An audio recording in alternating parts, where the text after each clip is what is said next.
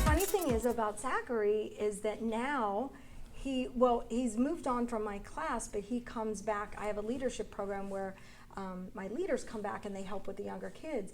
And he's one of the most focused, most disciplined. He's always, yes, ma'am, and he's right on top of it. So, it's one of my proudest journeys for a student to go through. He's an amazing kid. Yeah, I wouldn't say it's just like here that he is like that. Like even at home, there's been huge changes with him. If I ask him to do something, I'm not asking him 5 times anymore. I ask him and he goes, yes, ma'am. And he goes and does it. And it's even to the point now where he takes that initiative and goes to the cleaning closet and gets the vacuum and will run the vacuum in his room. So I think he's learned.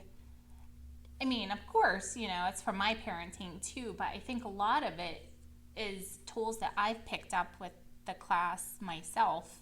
And watching how you are with the kids, because I'm more of a stop doing that. And I've watched how you redirect them and how you talk to them, and I've taken that home with myself. And when I would ask him to do things, if he would put up a little bit of a fight, I would talk to him instead of telling him, you better do this or else. And I don't do that anymore. I found that I talk to him in a different way from watching you. Oh, that's great, because it's one of my philosophies that's developed is I treat the kids like people. And so many times, and actually this is a chapter that I just finished, it talks about how at that age every little aspect of their life is so controlled. They're constantly told what to do. I mean, can you imagine somebody telling you every step of every day what you need to do and how you need to do it? So no wonder they freak out sometimes. So what works so well for me in class is that I give them a lot of choices, and I want them to feel like they're in control. And so I think that's being able to take that home. That's great. And that's a goal of mine, is for parents to be able to.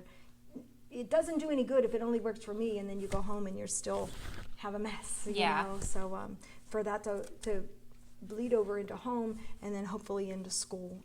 I hear from a lot of teachers too that they can tell a kid, I call it a kinder karate kid, from the other kids because their maturity is just so different.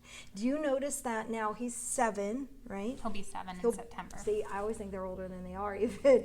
But he's other kids his age, when you look and you compare, do you see a difference in maturity? Oh yeah, even some kids are a little bit older than him too.